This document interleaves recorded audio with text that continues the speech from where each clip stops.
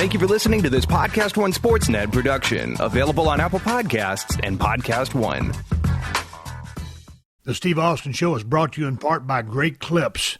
At Great Clips, they want you to love your haircut. That's why they created Clip Notes. Notes that tell them what you like, so you get your same great haircut every time, anywhere. With Clip Notes, no matter which stylist cuts your hair, you'll get the haircut you want. Great Clips. It's going to be great. The following program is a PodcastOne.com production.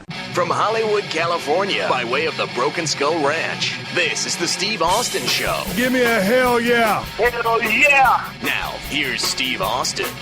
All right, everybody, welcome to the Steve Austin Show. I am coming to you from the mean streets of Los Angeles, California today.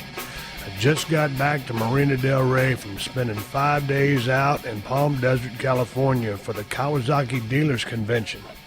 We took the whole family. My wife, Mula Hirsch, and I, we stayed at this badass resort called La Quinta. And we had this whole, it was like an apartment. And the whole thing was gated and secured so that your dogs couldn't get out. And we kept them inside anyway, but it was just a super dog-friendly property. If you get out to Palm Desert, check out that place as one of your options to stay. They got all kinds of different rooms. All the restaurants are badass. This ain't a plug. We just had a good time staying there. And I tell you what, got a chance to watch the UFC 205 while I was out there. I didn't think I was going to be able to watch the event due to the fact that it's on hotel television, or resort television, and I wasn't going to be able to buy the event. So my illustrious wife, Kristen, got on her computer, and for $59.99, I was able to watch the UFC 205 pay-per-view on her computer. So I did not miss the highly anticipated event, and god dang, it was a pretty good show. But I'll tell you what, that main event, Conor McGregor versus Eddie Alvarez, a lot shorter than expected. I thought Eddie Alvarez was going to give Conor McGregor a much strappier fight than he did. Conor McGregor, I'll tell you what, the only guy to ever hold two belts, two different weight classes in the UFC. Hellacious accomplishment.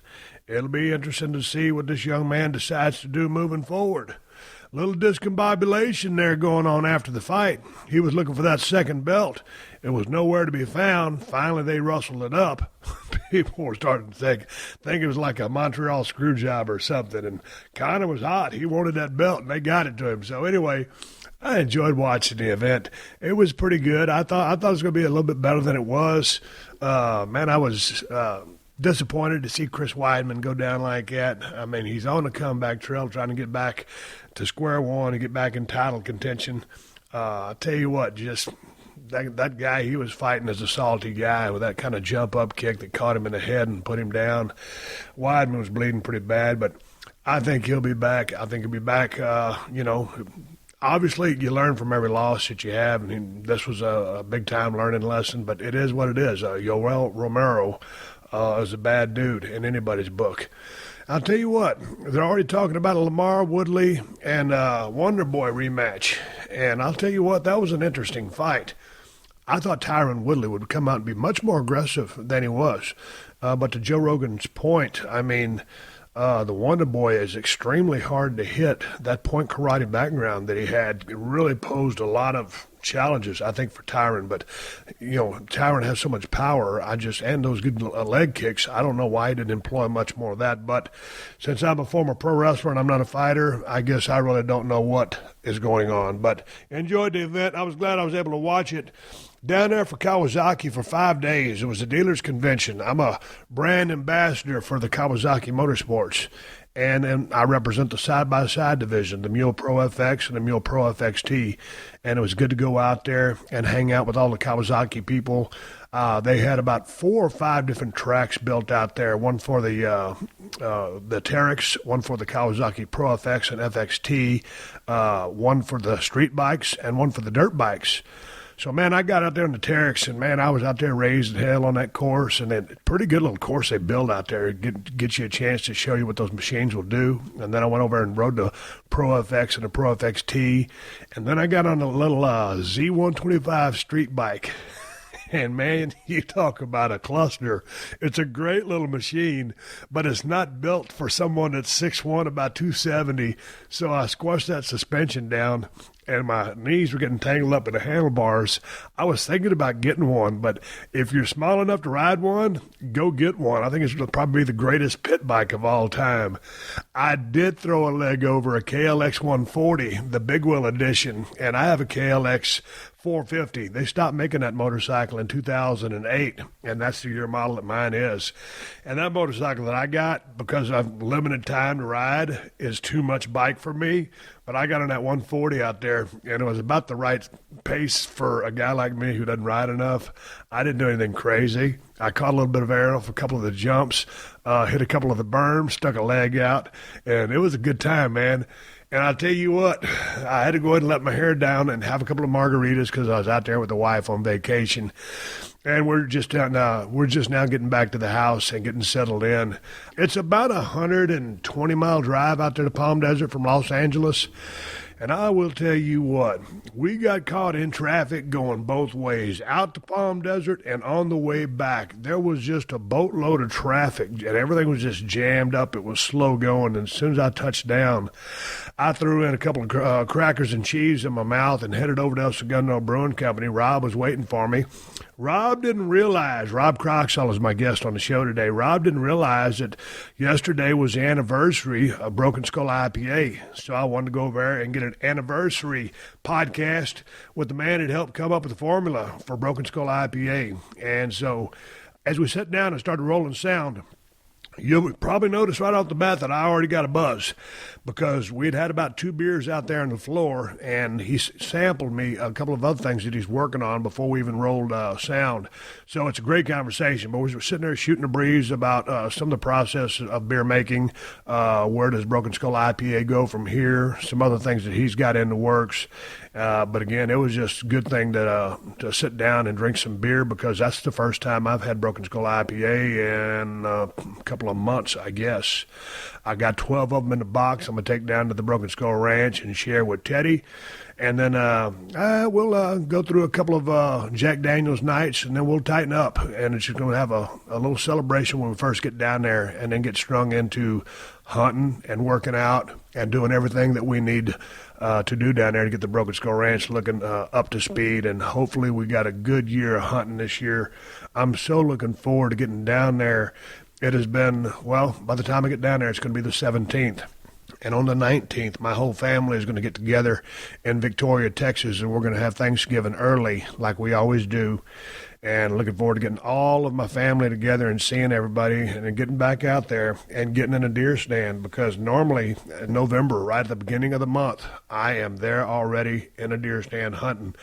Ted's been out there working, mowing his ass off. We're going to have a lot of work to do, but the back end of my year has been so busy, and I've really hadn't had a chance to do much of anything but just take care of projects, take care of some loose ends, get everything tied up. The remodel continues to be underway over here.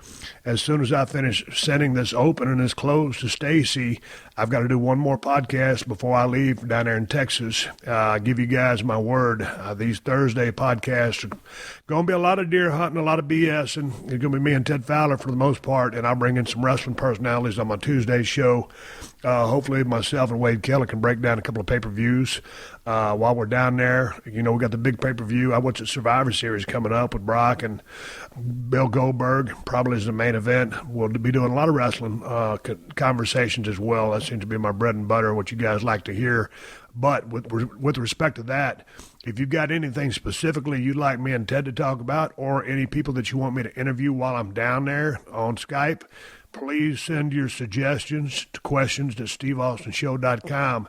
I do this podcast, and it's just kind of a free-for-all. I never know what I'm going to do half the time. So if you guys got any requests, I'm wide open to hear your suggestions. I've broken down about as many matches as I can break down.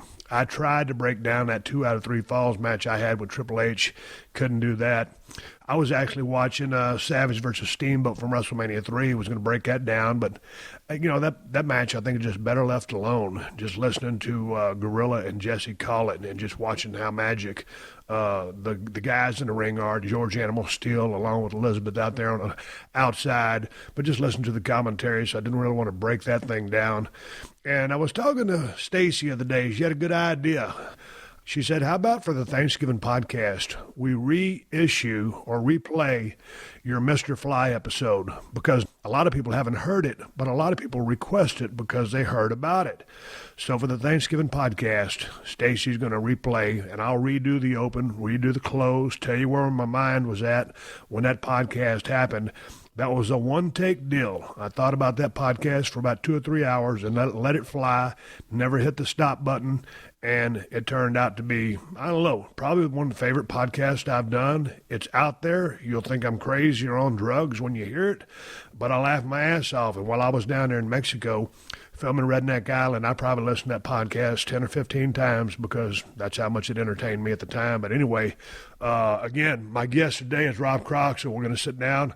Once you hear me start to talk, I got a pretty good buzz going on because those beers that we're drinking are about 6.7, and we got into a barley wine, which was 15 or maybe 13%. And so, holy smokes, yeah, it was a good conversation. And before I forget, Broken Skull Challenge Season 4 premiered last night, Sunday night on CMT. I'll tell you what, this first episode was it was a good episode.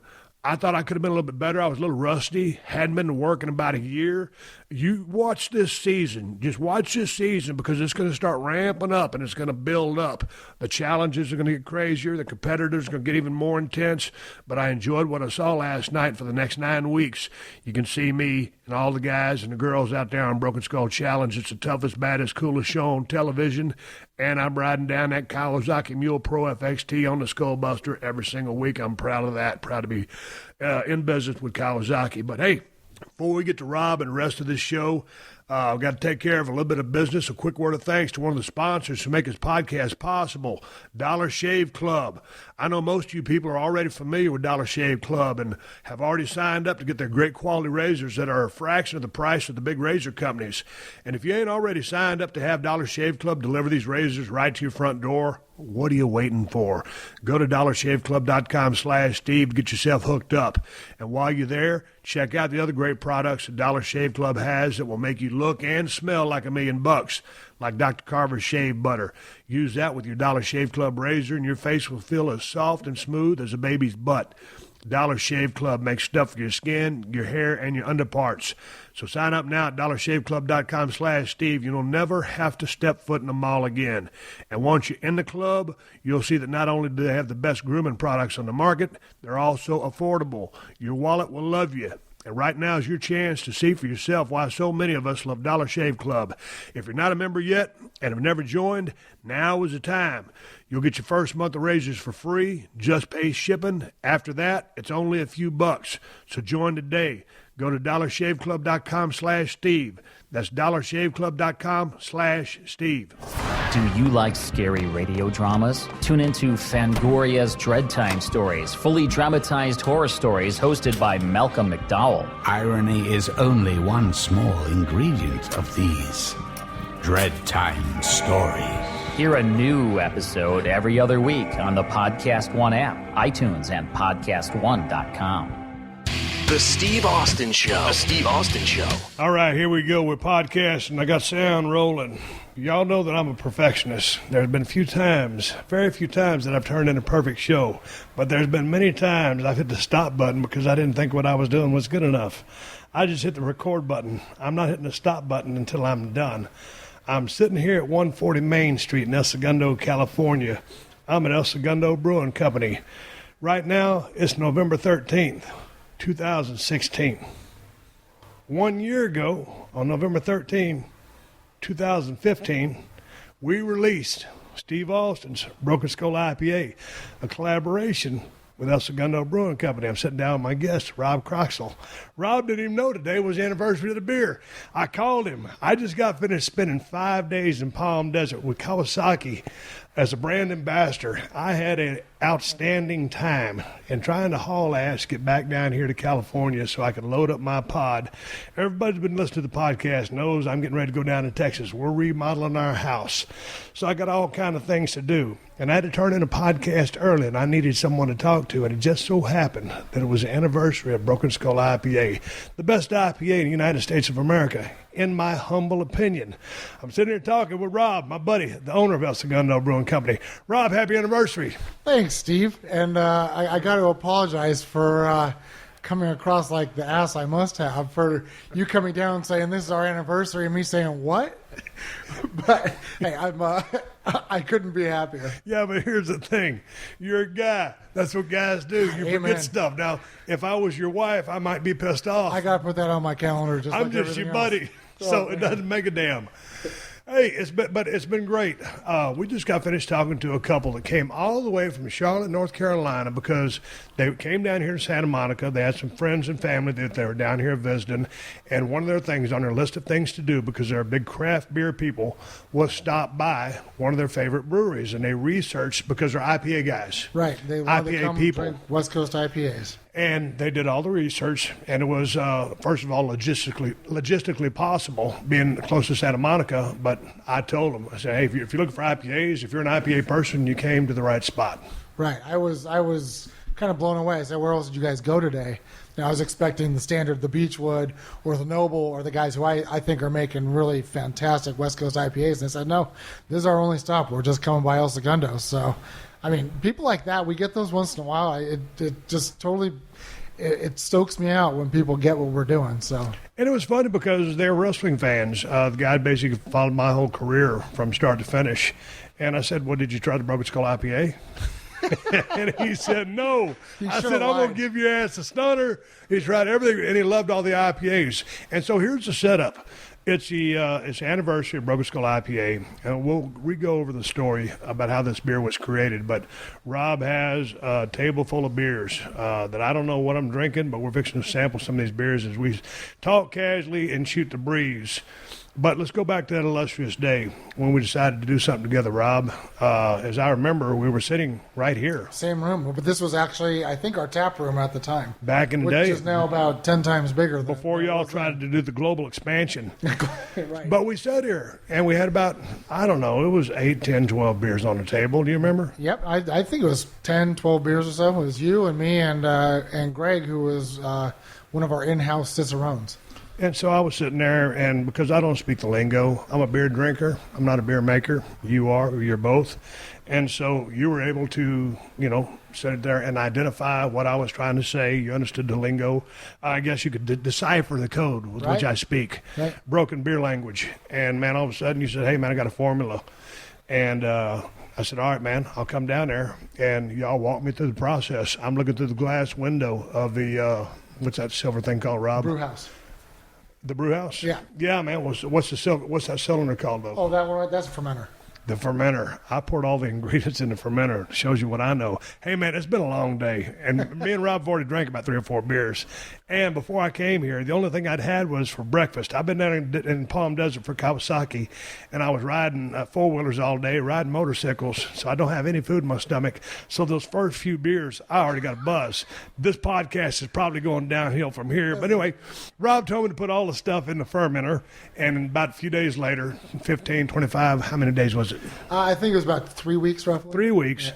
And I'm thinking, man, it's going to be a real tough call, man, because it's going to be a beer that I got to put my name on, and Rob might be doing this a couple times. How often is it that you just, hey, let's try a batch of beer, and it ends up being a winner? And it was. I won't mention the language that I used when I tasted the beer for the first time because this is a family-friendly show. But it was a successful launch, and I love the beer. The people around the world that have tried the beer have enjoyed the beer as well. And, Rob, how has the experience been? Because I talk about this beer all the time on the podcast because Los Angeles is such a destination for people who come for vacations. I don't really vacation. You go to Hawaii a lot.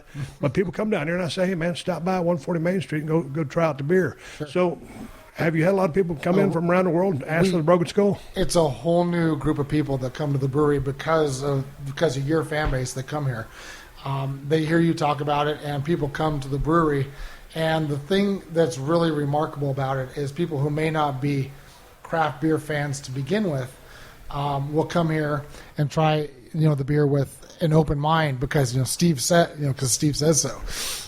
And it's interesting because I always tell people, just like I was telling the couple, that just left, hey, man, I drank, light beer for 30 years of my life. It took me a while to get to the IPA swing, but, once you get there, you really can't go back. Right. And then that's the trick. And people get the bug for it, and it is kind of a one-way trip, whether it's, you move on to IPAs or once you broaden your horizons into other types of beers, with IPAs or Belgian beers or whatever, there really is no going back to domestics unless maybe you're sitting on the lake in the sun or something like that. That's about the only place, that it really fits in anymore.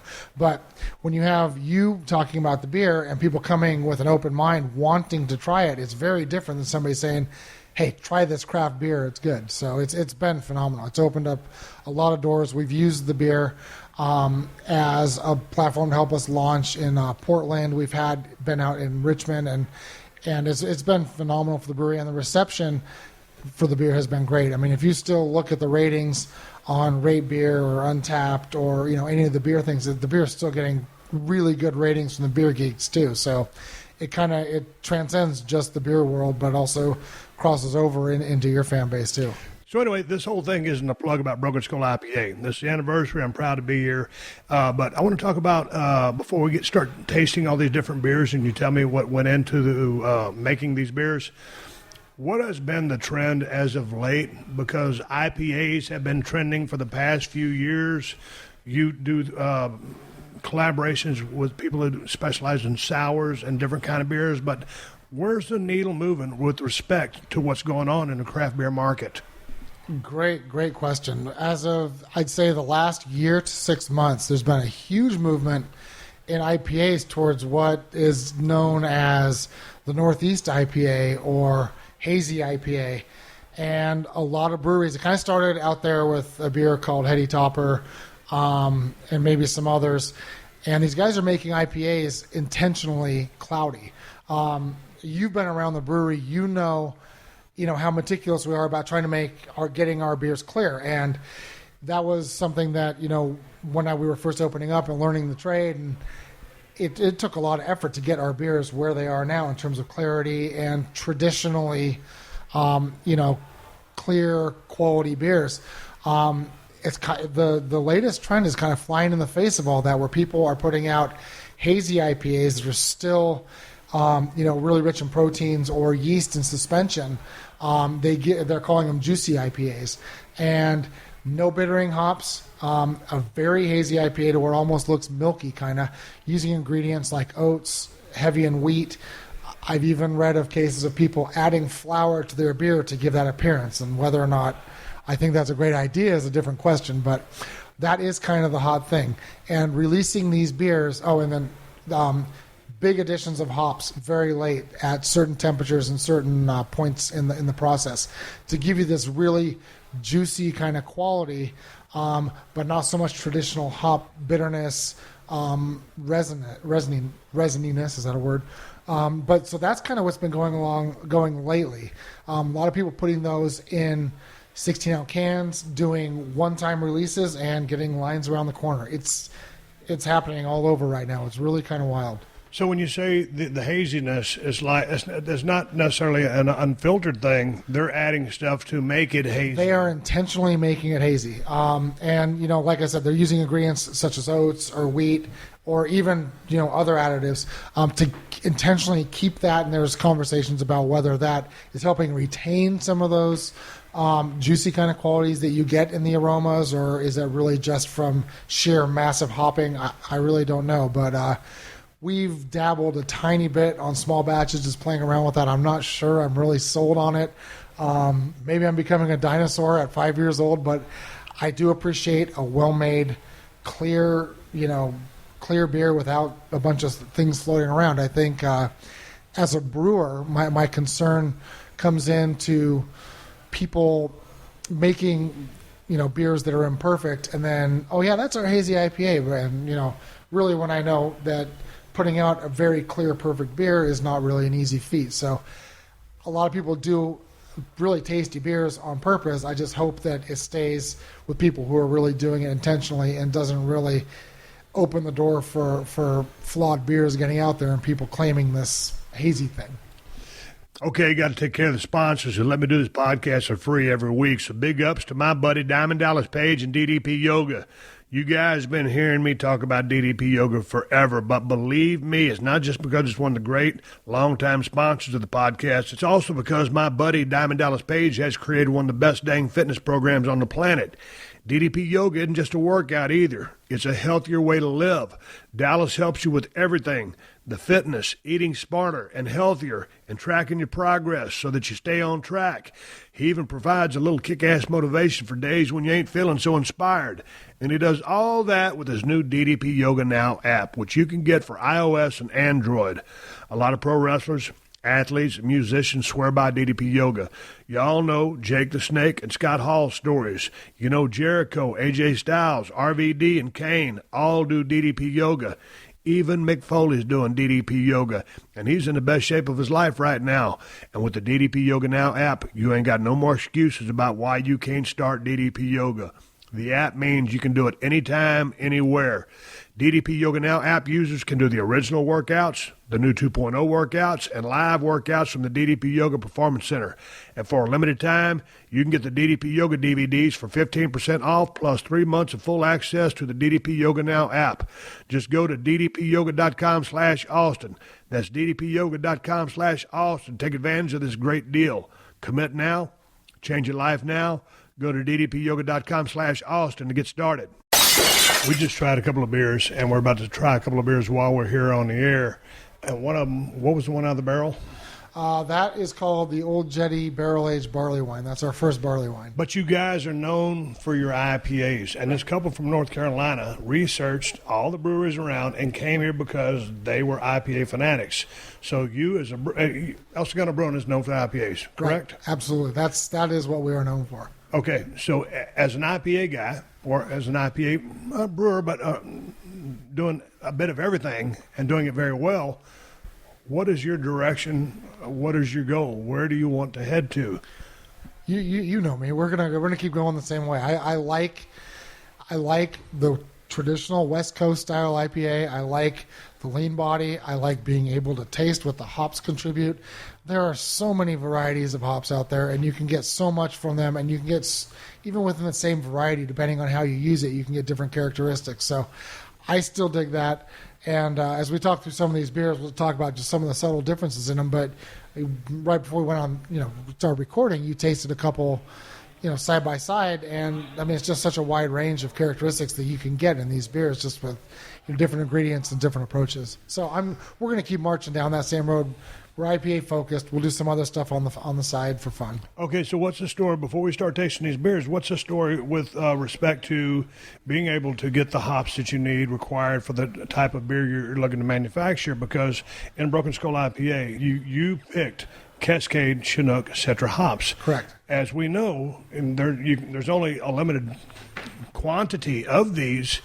And if you don't sign up and get these things in advance, sell your soul. You're SOL. That's out of exactly luck. Right. Absolutely. So when you make these new beers, I mean, are the hops readily available? Is that part of your homework before you create a beer? Because if you can't get it or have access to it, you can't make it no more. That's the whole trick, is staying current with what's new and what's coming around the corner. So we're going to talk about the 105 IPA that uses a new variety of hops. But yeah, it's about what is new.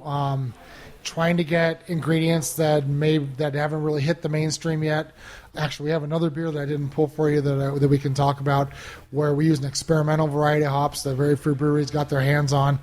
So it's really about giving our customers, what's new, what can you not get anywhere else, and trying to keep it interesting for them. Okay, then what about the malt or? The malt. We talk kind of one standard. Well, no, it's not really one standard. If it's a beer where it's a brand new variety of hops that we're really trying to showcase, I keep the grain bill very simple because I want the hops to shine through. But when we try the Ha-Ha IPA, I used a little bit of Munich malt in that tiny bit because it gives it this beautiful goldy orange kind of color, a tiny bit more body, a tiny bit more backbone.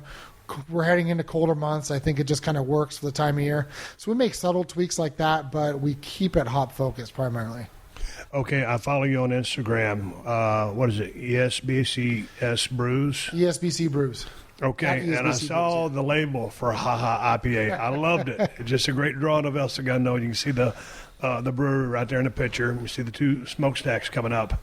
It's just right off the other side of LAX. Yep. So how did you decide to name Haha IPA Haha IPA? Okay, so Haha is our latest IPA. That we did our day one program with that beer last Friday, and it uses a variety of hops called Nelson. And we do a couple other beers that use Nelson in, kind of a cocktail with some other hops, but this is really a Nelson bomb. Okay, let's bust out. We got 2 glasses of it. Let's do some tasting here of Haha IPA. Haha IPA. So this is a big Nelson. And then what I did, Nelson is kind of this hop that it's kind of got some nondescript, super dank kind of qualities. A lot of people describe it as... Explain dank. Dank, as what it sounds like. You could think dank cellar, or you could think sack of weed, whatever, something along those lines, somewhere in there. I don't know. But it is kind of the nondescript quality in that hop. And they call it Nelson Sauvin, as in Sauvignon Blanc, the wine, because it has this kind of somewhat white wine quality, although I think that gets eclipsed by the dankness, the resininess, the oiliness, and maybe perhaps a little bit of grapefruit in the finish. So I knew that I wanted to make that hop the star of this beer, and you've met Tom Kelly, who's our other in-house Cicerone, and he is not a fan of that hop. So I've been telling Tom, I want to do a Nelson IPA. And so this, other than White Dog, which is the wheat IPA, this is our first true Nelson IPA. We're 5 years in. It's kind of surprising. So I went with the Nelson. This time of year, we talked about the grain bill. I had a tiny bit of Munich malt in that to give it a little bit of that color, a little bit more backbone. And then I supplemented the Nelson with Summit, which is kind of an unusual variety of hops. Often gets described as cat pee. I mean, cat pee in a good way, I guess.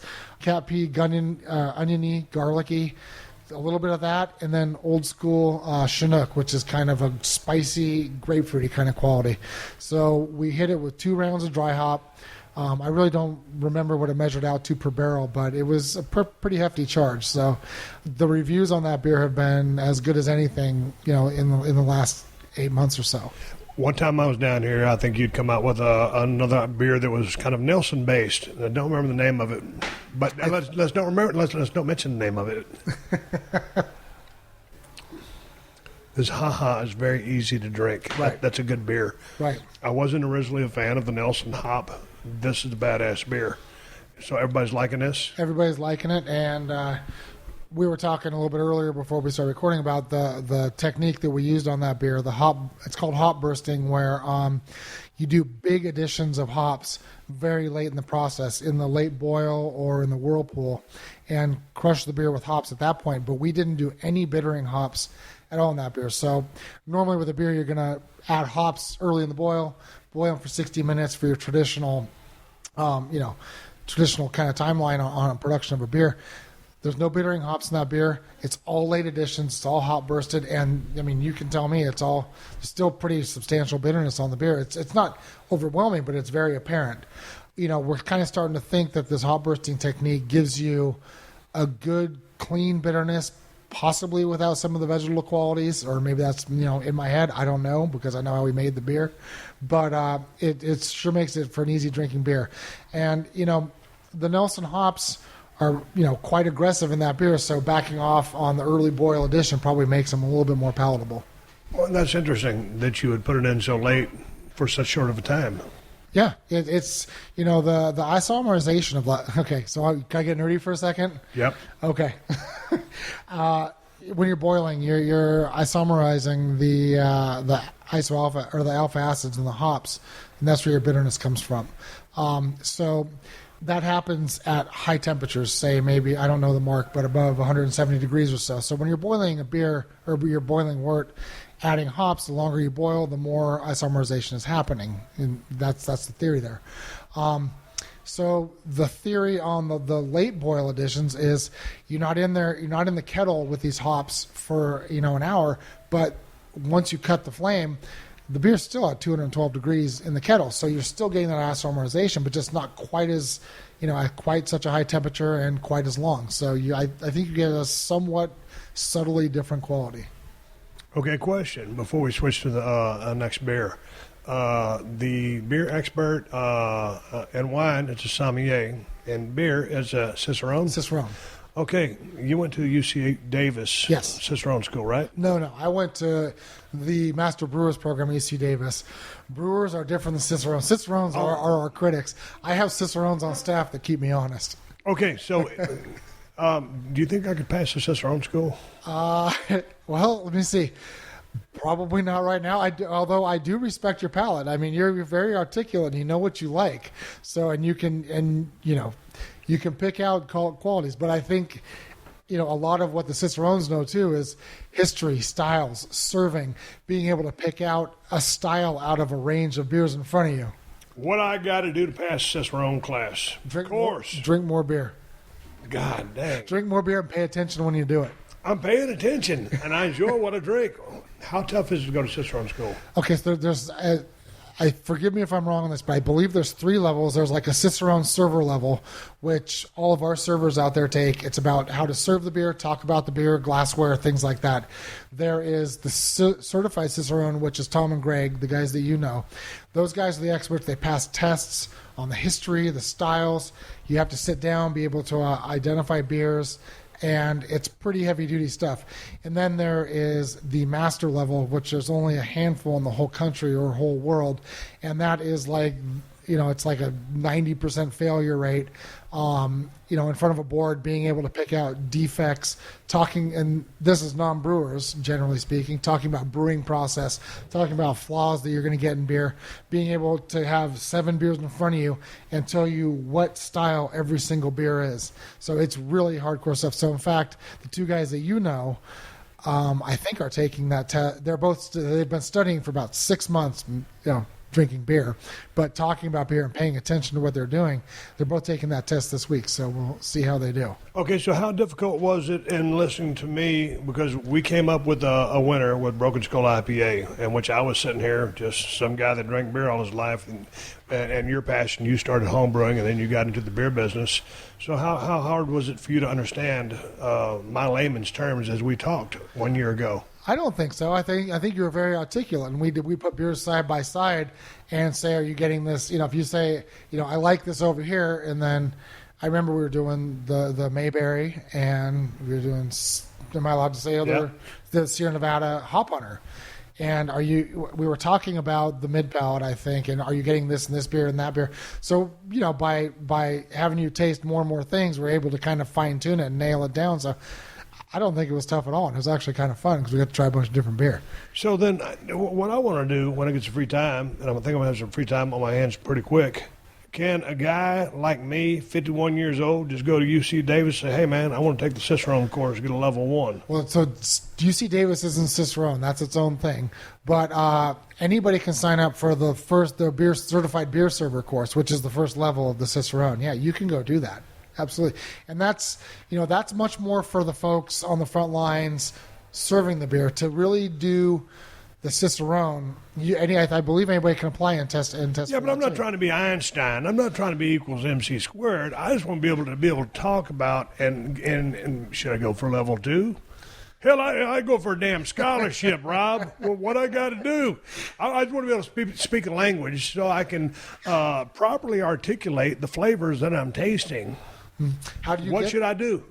Man, I think it's really about going to the various beer places, the establishments, talking to people, sitting with the servers who can talk through all the beers, trying multiple styles of beers, and then getting online and reading about what's going on out there, and then going out and finding that beer yourself. So you kind of start getting a feel for really what's out there and just learning.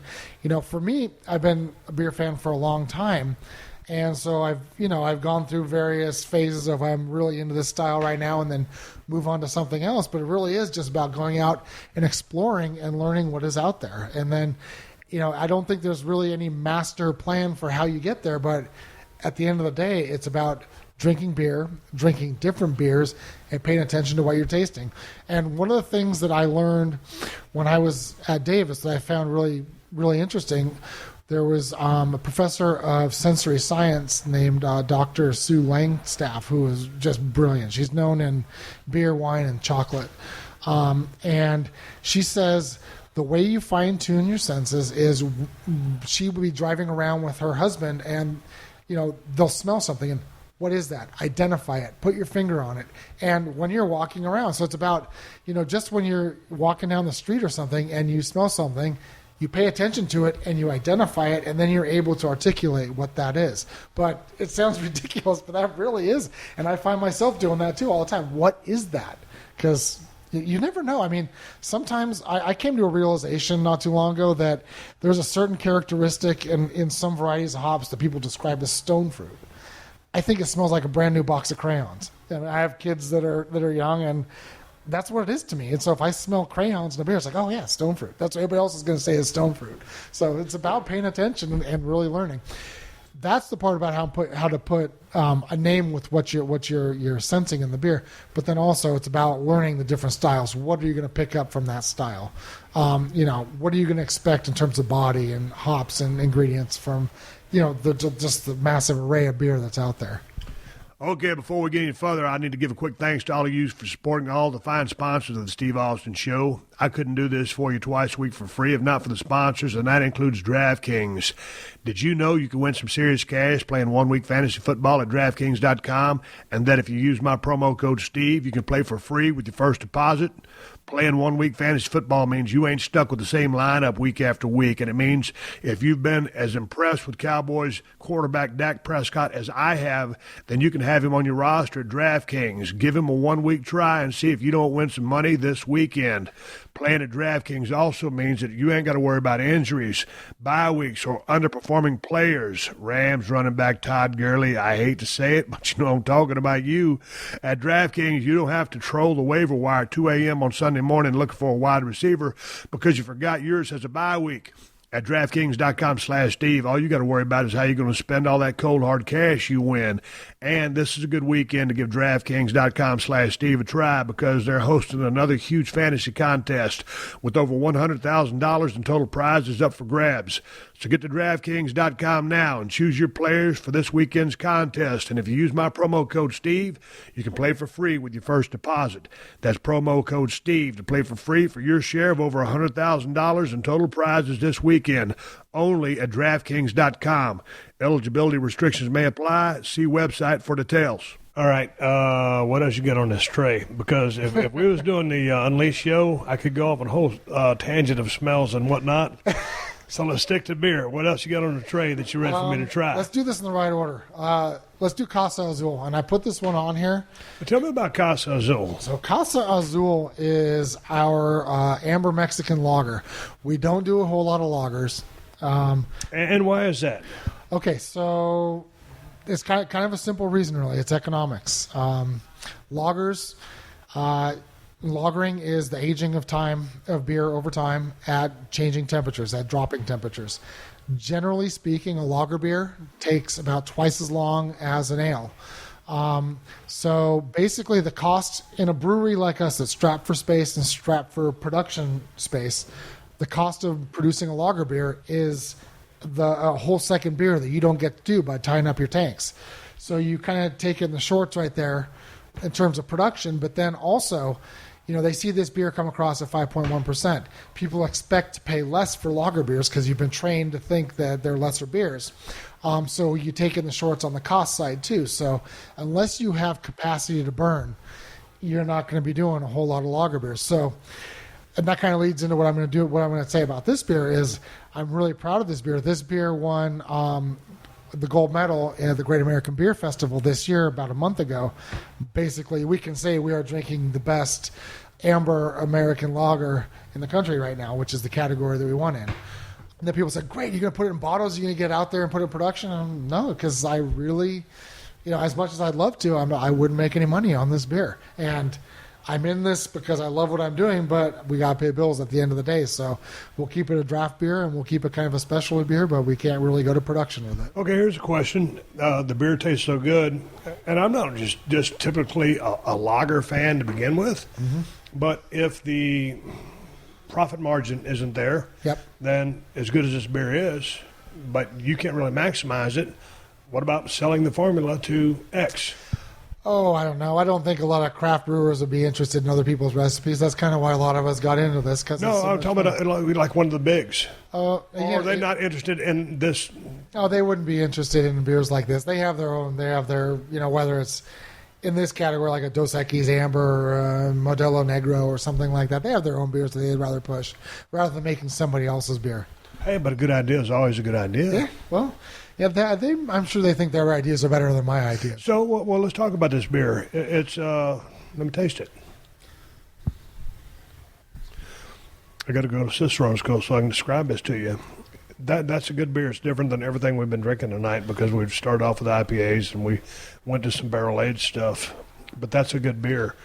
It's certainly not in our wheelhouse. What was your thought process when you put together the grain bill to create this beer? And what are the hops in this? There's very little hops. In fact, it's very traditional English hops. We only have a little bit in the boil, and that's about it. And there's a very little hop character. What you're getting in this beer, it's a beautiful kind of mid-amber kind of color, and you get a slight roastiness, but most of that character that you're getting from that is from that Mexican lager yeast that we use. We buy from White Lab. It is their straight arrow Mexican lager yeast, and when you drink that, you're probably thinking like tacos, burritos, where Mexican food kind of restaurant, because it fits right in there.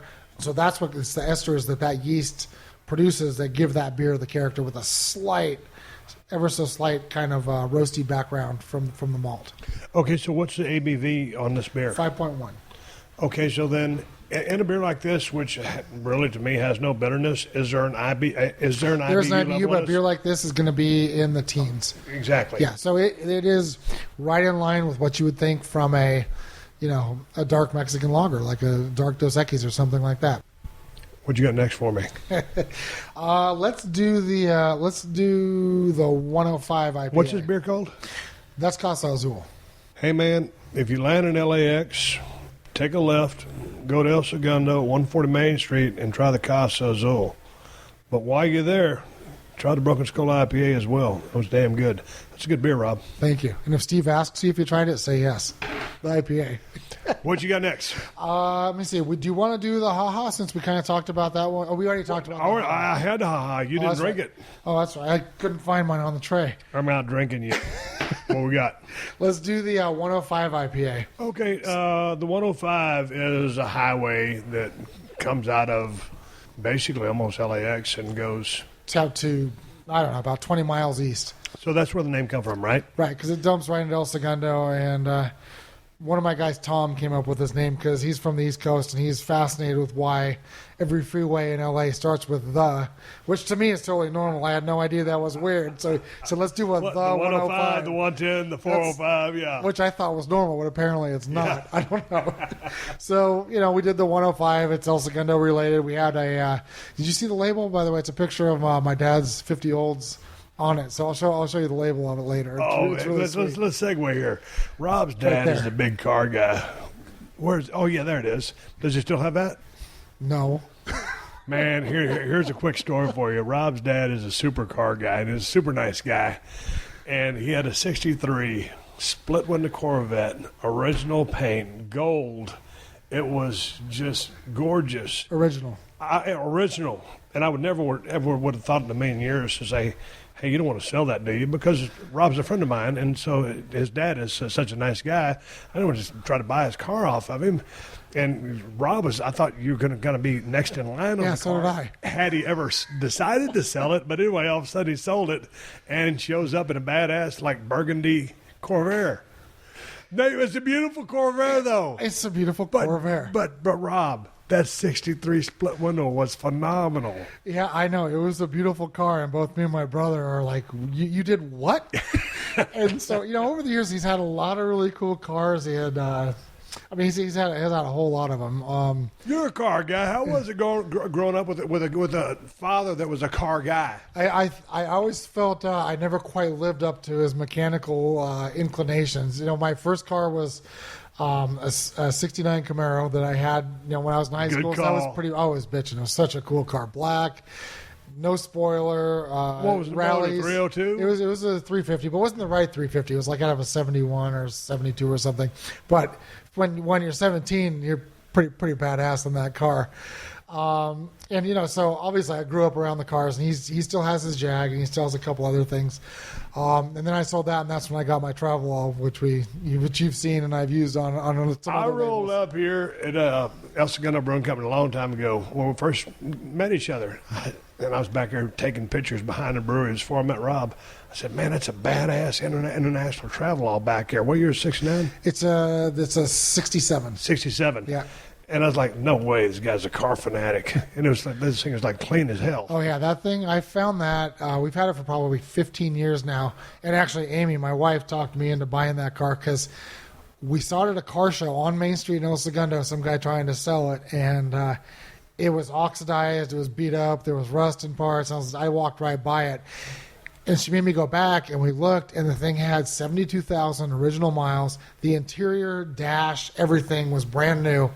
Outside needed some cleaning up because it was sitting outside, so we bought it it was right after I sold my Camaro, so I was probably total remorse. So we bought that and put in a lot of time and a little bit of money to clean that thing up, and it's got to be the cleanest travel all around. So that's still my baby. And you just don't see those things anymore. If you're not a car fanatic or an SUV guy or whatever, you won't get it. But if you are and you see that thing, it's like, holy smokes. Oh, it's cool. What is since that? We've had it, we've probably seen 5 or 6 of that body style on the road. There's just none, at least out here in LA. So it's cool. And then my daughter, I think in 62, they called it coral and white, but it's really pink and white. So my daughter wants me to find her a pink and white Travelall. Good luck. Well, impeccable taste by your daughter. Yeah. But with new technology being in vogue, she's not going to be wanting to drive something that year model. Not after she gets behind the wheel. Yeah, exactly. So, okay, let's get back into the beer. Right. The 105 IPA, right. We know how the name came about. Let's talk about the grain bill and how this beer came to fruition. So this is one of the ones where I keep the grain bill really simple because it's a brand new variety of hops. Came out about 2 years ago. It's called Idaho 7, and it's not available through any of the really big hop houses. So you have to buy it from some other places. But anyway, this variety has some really kind of unusual characteristics. A lot of people kind of describe the hops as black tea. I still get a pretty good tropical kind of quality from it. I got excited about this when I tried Noble. I don't know if you made it down there yet. If you haven't, we still got to make that road trip. We still have to make the road trip, and they brought me a box of beer when we first... And we drank it because you left it behind. I know. I left it behind 1 year ago to the day. So, right. Does Idaho 7? Idaho 7. So they have a series of beers down there called their Shower Series. They'll have like Citra Showers, Simcoe Shower, whatever. And they had Idaho 7. And it really knocked my socks off. It was great. So I was thinking, okay, I really need to get my hands on those hops. So we did this beer, and I think it's really kind of unique. It's not quite as fruity as a lot of our hops. I've come to think that it's almost got like a Sierra Nevada on steroids kind of quality to it. I don't so much get the black tea, but I still get a nice kind of some lightly tropical citrusy kind of quality on this hop. But I think it's pretty unique. I'm not sure it's the next world beater hop, but it's pretty cool to do a one-off, and we've got a great response on it. It's interesting. I dig it. I got to say, the Nelson-based beer, the Ha-Ha, I probably favored a little bit more. We probably did this in exactly the wrong order because I'm not sure you can taste anything after the Nelson. Yeah. That's such a potent hop. But the swig of Broken Skull always brings you back to ground zero. Reset. The Idaho 7. What's a grain bill? That's basically 2 rows and dextro pills. I think is a dextro pills is a dextrin malt that doesn't ferment out, so you get a little bit of body, tiny bit of sweetness from it. I dig the 105. Mm-hmm. What was the Nelson-based beer? Ha-Ha. Ha-Ha was Nelson-based. I'm going to go Ha-Ha over 105, but I like the 105. I think I'm going to go Ha-Ha over the 105 also. Okay, that being said, okay, and these are available here at 140 Main Street here at the brewery in El Segundo. But what's the next beer that you look to put into a bottle and sell to the public? We have 2 through the end of the year. We have The first one's going to be our barrel-aged standard crude, which is our Imperial Stout. That's a good-ass beer. 12-something%. We had that one in barrel since, I think the end of last year. That one is already packaged. We're kind of just letting it rest for a little bit. It's going to be out probably right after Thanksgiving. And then the other one is the barrel-aged Old Jetty barley wine that you tried earlier. And that beer I'm really excited about. That's actually the first barley wine to ever come out of El Segundo. Not a style that we normally do, but it came out really nice. We have 6 oak barrels out there that are aging that beer.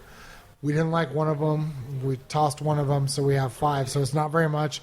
We'll probably produce about 2 pallets worth of that beer in bottle, and that's about it. Swig of beer. Hang on. First things first. I'll tell you what, that 105, it is not bad. It ain't bad at all. I like it, haha, but that 105 is good stuff. To me, it tastes. I'm probably insulting somebody by saying this, but I do get like a big, like old school Sierra Nevada kind of quality, but like way overdone in that beer. Hey, all you comedy fans out there, and I'm guessing that's pretty much everyone listening to this here award-winning podcast that ain't never won no damn award. I got something for you. CISO, SEESO, CISO. CISO is a new ad-free streaming service bringing you all the comedy you can handle for $3.99. You get a near endless supply of top-shelf stuff, including originals, face-melting stand-up, next-day late-night shows, and a catalog of classics. And with CISO, you can get your laugh on anytime, anywhere. They got every episode of Saturday Night Live, including brand-new episodes the day after they air. CISO has The Tonight Show starring Jimmy Fallon, the entire Monty Python catalog, and classic TV shows like 30 Rock and Parks and Recreation. And like I said, they got originals too, like Hidden America with Jonah Ray.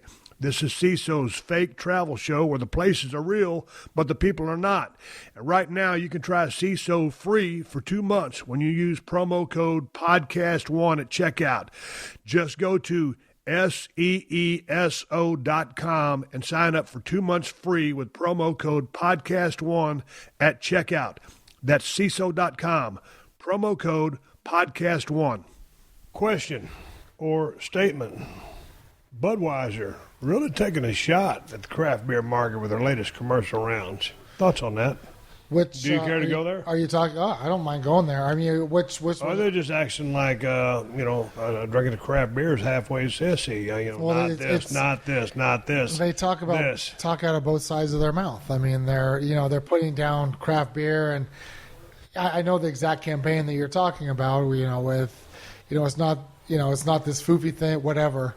And at the same time, they're buying up, big regional craft breweries to get into this market. So if you look at what's happened, say in the last 2 years, L.A., Golden Road got sold. Four Peaks in New Mexico, Breckenridge, 10 Barrel. I mean, go on down the line all the way back to Goose Island. So they're buying their way into the craft segment, yet they're still pandering to the Bud purists, by saying, oh, well, we're not that foofy craft beer. So they're really trying to play both sides when all they're really doing is insulting their own customer base when they put out those kinds of commercials. But I think what they're trying to do is get a major, and this is just my personal speculation because I pay a lot of attention to it, but they want to buy the major player in each market. They got Golden Road in in L.A., which is the biggest, craft brewery in L.A. Once they sold, that made us the biggest one, which is they're probably 10 times us. And, so they can get a presence in each one of these markets and then have their distributors, have their, quote, craft portfolio that they can share and then move all these into the neighborhood bars where the buyers really don't care about craft beer. They can get their, quote, craft, selection by placing one PO, and then that hurts all the small local craft breweries. So I really think that's the game, and I think what's going to be interesting to see is the place where they don't have any play yet is San Diego, and who they're going to buy in San Diego. There's some breweries down there that I would guess, but I'm not even going to say it. You own this place, but you have a brewmaster, right? Or head brewer. What would you call him? Well, so things changed a little bit. I'm back in that role, so that's how we started. When for the first 3 years, it was me doing everything from brewing to packaging to cleaning tanks to sweeping the floor. And so we've grown a lot since then, and we have 3 brewers on staff, and we went through a phase where we had a lead brewer for a while. Wasn't really necessary at our size, so we made some changes. I'm back in that role. And so between myself driving the ship and then I have 3 brewers on the floor, things have been working really well. Okay, so what's next? We talk about the other 2 beers. After that, we're still looking for the brewery. We're still looking for off-site tap room. Somewhere possibly downtown LA. Scene is really hot down there right now. Lots of people moving down there. Lots of places opening up. So we're in negotiations with the location down there, pretty close to Staples. Where people can actually park nearby the spot we're looking at. And still walk to Lakers or Kings, and that's kind of the focus on the short term. So after that, going forward, I know you're familiar with our Day One program, but we do a program here since we self-distribute. We're probably the biggest self-distributing brewery in the state, or at least one of them. So we have the ability to do our Day One program where we package the beer at 3 a.m, get it on trucks, get it into shops, and get it into our customers' hands in all the same day. So for hoppy beers, freshness is everything, so people really love that. We've been doing the Day One with our new releases and with the reintroduction of some of our older beers.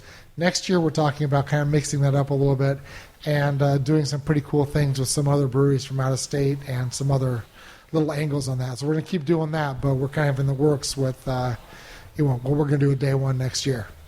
With respect to being out of state, we're in California. I live in California, but I'm from Texas. We've talked about trying to get into that Texas market. We've talked about different markets. With respect to what we can talk about on the air, what are the implications or whatever we can say here on the podcast about? We're trying to get into Texas. We discussed Nevada. What is the details or the ramifications or what goes into trying to go? Because basically, when people ask me where can I find Broken Skull IPA, and it's all over the state of California. But what about growing into the other states? It's the thing that makes it difficult for a brewery our size is it's a state-by-state kind of thing. There's different rules in every state, so we have a great relationship up in Portland with, funnily enough, it's called Day One Distributing. It's a great outfit, a guy that we know, and we're making great inroads up there, and that's a pretty beer-friendly state. And then we talk to outfits. By beer-friendly state, what do you mean? Means there's not a whole lot of barriers to entry. It's not going to cost me a fortune to go up there. Where by the opposite side, you talk to the natural will be to try to get you in Texas, get your beer in Texas. And for an out-of-state brewery, the costs are exorbitant to get in there. So for me to distribute that beer there, we have to sell an ungodly amount just to break even. So it really turns me off. So some states are more friendly than others. Like we're in Virginia. That's a very easy state, a couple forms, and boom, we're in. Same thing with Portland. We're in there, but it's a whole different ballgame down there. We literally have to send that state our beer so they can test it and send it out to independent labs to validate our alcohol, measurements and things like that. And it's very cumbersome. And for a small brewery, it's frankly prohibitive. Here's 2 things here. I get a lot of people from the UK. England is a huge fan base, and I thank you guys for listening and support me through everything I've done through WWE or wherever, WCW, and continue to follow the podcast. We've got a huge fan base in the UK. It would be a miracle to get Broken Skull IPA in the UK, so it's probably not going to happen. Does it make you feel better if they have Broken Skull IPA in Japan? They do. They do? We haven't tried UK yet. In fact, Tom might, but I don't know if we have any connections in UK, but we do have a good connection I've never been to Japan. From what I understand, is the premier craft beer place in all of Japan. So your beer is over there. It is? How did we get it over there? Actually, they did. They are a big fan of California beer, and they come over and they ask, and we send one-way kegs over there, and we get great marks. So really? When you look on Untapped and you see some of the reviews in I guess it's Japanese, There you go. That's where that came from. Man, I tell you what, I spent a few times wrestling over in Japan. So I tore my tricep in Japan. Me and Rob were just talking about that before we came on the air. So don't matter, I got to Japan. Hey, they're loving it too. They're asking for more. Well, that's great that Japan is endorsing the craft beer. Yeah, they're into it, and they've picked up several of the breweries from LA, and I mean, I see it go over there, and they're asking for more within a couple weeks. So I know it takes at least a week to get over there. So someone's drinking it pretty quick. Here's a question: we're pretty close to Nevada. What about getting Broken Skull in Nevada? We've been talking. Through some folks that we've talked to some people, and we're working that on our side. We want to make that work. I think it'll be a good market. It's close enough. I think that people, your fan base would love that too. So, and it's a great destination place for a lot of people to go. Sure. And it's close enough to LA where everybody knows our beer anyway. Right. So a lot of people out there from LA. So I think it's a natural. I think we'll get there. Just got to find the right partner, and we're talking to people. What's that last beer I have on the tray there? That was my haha that I couldn't find because the tray at the beginning of this was so full, and it looks empty now. I'm drinking a Broken Skull IPA right now. We just got finished drinking the beers that we just mentioned. When was this batch brewed? That Broken Skull? That one is, I'm going to say off the top of my head, is probably 6 weeks out. So It's about halfway through its life expectancy. Halfway through. So here at El Segundo Brewing Company, once a beer is manufactured here, made here, once it leaves here, it is always refrigerated. It's all once it leaves. Once we crash it in our bright tank, through our control, through our storage, it's always refrigerated. Most of our accounts treat beer properly. We're very selective about who we sell beer to. When we sold to one of the bigger chains, one of the conditions was they store our beer cold, period, or they don't get it. So we're very careful about this. So when it leaves our control, it's refrigerated. Some places do have warm storage, but that does wonders for the life expectancy of the beer too. I mean, it's really temperature and age is what it's all about. So any beer that leaves, or not just any beer, or is it different because of the IP? It does. We change it for the beer. Right. So most of our beers, Broken Skull, we put pressure on our accounts to move that beer within 6 weeks. So that's probably, for its expected life, is probably towards the tail end. But we expect them, and we put pressure to move it within 6 weeks. We will pull it or buy it back at 90 days. Okay. Yeah, your Hallmark beer, Mayberry IPA, same timetable? Same rule. Mayberry, Broken Skull, all the big hoppy beers, it's the same rule. My 90 days is short for the industry, but that's as long as we're willing to let it go. Because it's quality everything. I don't want to have somebody trying your beer, somewhere and have that beer 6 months out. That's not right. That's not the beer. That's not the representation. So they got to keep it properly or they're not going to get it. Okay, we've talked a lot about beer. Any other things you'd like to plug, press, talk about? Oh, man, just anything that's not politics, please. I can't even look at Facebook anymore. What happened? I ain't talking about it. No way. I gave him a stunner. I saw that. And that, that was very popular for last week. Hey, your thoughts real quickly.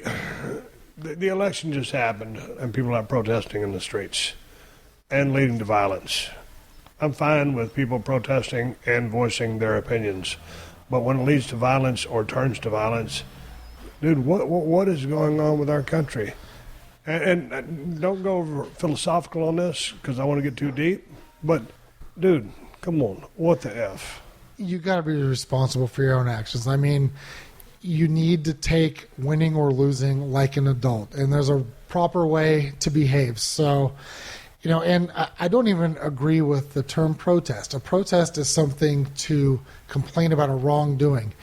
You lose fair and square. You're a sore loser if you're out there crying now. I don't even see it as a protest. So, I mean, I know there's a lot of people out there that are not, weren't Obama fans, and they didn't go out and have riots. So there's a way to go. You got to win like a winner and lose like a winner. It's like I tell you and I. We've talked about my daughter's 12-year-old softball team. I tell them, you want to carry yourself the same way, on your best day as you do on your worst day, and vice versa. I shouldn't be able to tell the kind of day that you're having by how I look at you. As an adult, you got to behave the same way.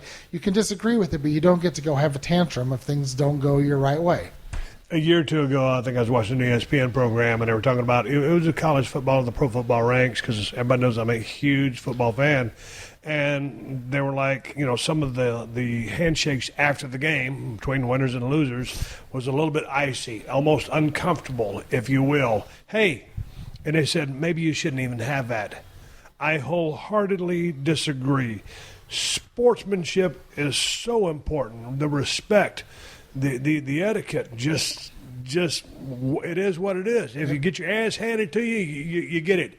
If you blow them out, you blow them out. If it's a hard-fought game and you barely win, that's sportsmanship. Absolutely. And that's a man, looking up to another man, or a woman looking up to another woman and just saying, hey, you got me. Shake hands. We'll see you next time. Absolutely. I play ball. And etiquette and all that is just disappearing, and it's really sad to see for me, just because you might not like the results, but that's called sportsmanship. Yep. You shake hands and you go about your business. Yep. I played ball in college, and I played ball after college. And you go out there, and I was a pitcher, and if I give the guy something and he takes it out of the park and he beats me with my best stuff, then you give the guy credit and you carry yourself, you keep your head up and you carry yourself like a man. I buy that. This is one last thing here, Rob. The people out there, throwing bricks through cars on car lot dealership stuff I've seen on TV, what are you hoping to accomplish when you do these things? So I just don't understand what the people are trying to accomplish, because in anything you do, you set out a goal.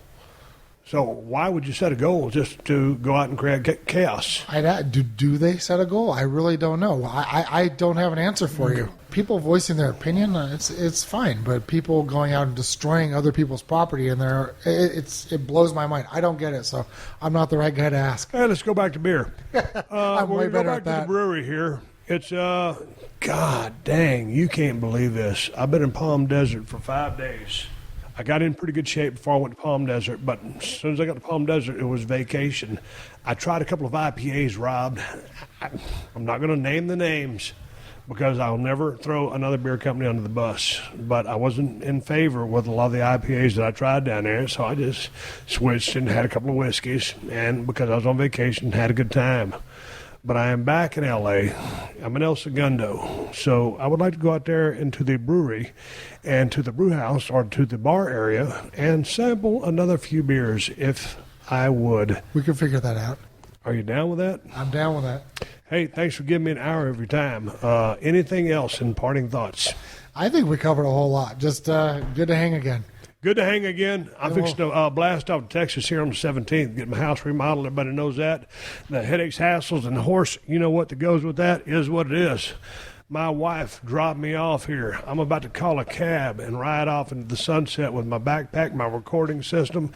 Thank you for tuning in. I'm talking to Rob Croxall, my buddy here at El Segundo Brewing Company. Thanks, Rob. Thanks, Steve. All right, everybody, give me the go-home cues. Time to wrap up this podcast, and I ain't got time to ride off into the sunset. I'm going to go out there and pack up that pod and get ready to head down to Texas. Hey, I'll give you guys something to watch.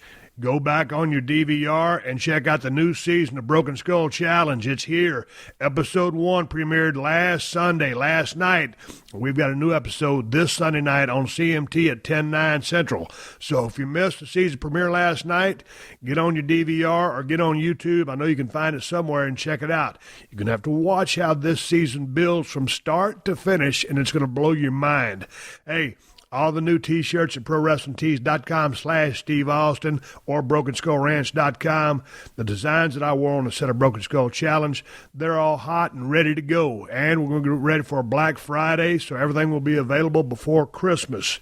Hey, if you're looking for the best damn IPA available, I just got finished talking to the man that brewed it. Broken Skull IPA over at El Segundo Brewing Company. Stop into the brewery if you're in L.A., pick it up at Whole Foods and Total Wines if you live in California, or order it from InsideTheCellar.com if you live in a state that they ship to. You can find everything at BrokenSkullRanch.com, including the Broken Skull Cold Steel Pocket Knife. But if you want the best price on the baddest knife on the planet, go to Amazon. It's $75 on Amazon, and use my links when you do. All of my Amazon links are at PodcastOne.com. Click on the Killer Deals button in the top right corner of the page and then hit the Steve Austin Show button. I got Amazon links for USA, UK, and Canada. Just use my Amazon links whenever you're doing any online shopping, and Amazon will kick back a couple of bucks to the podcast. It doesn't cost you anything extra. There are no hidden fees or charges. You can buy whatever you plan on buying and help out the podcast in the process. Bookmark it so you can find it easier. You'll also find the links to all the great sponsors of this here podcast. I appreciate y'all supporting the sponsors. They're the ones who let me do this for you free twice a week. So big thanks to ddpyoga.com/Austin. Get 15% off the DDP Yoga DVDs and 3 months of full access to the DDP Yoga Now app for a limited time. To DraftKings, use my promo code Steve to play for free this weekend. To CISO, go to CISO.com to sign up and use the promo code PodcastOne to get 2 months free. And the Dollar Shave Club. Sign up to dollarshaveclub.com/Steve and get your first month of razors free. Just pay shipping. And hey, the 60-second AP News headlines are coming up next. Until then, my name is Steve Austin, and I will catch your ass down the road. Download new episodes of The Steve Austin Show every Tuesday at PodcastOne.com. That's PodcastOne.com.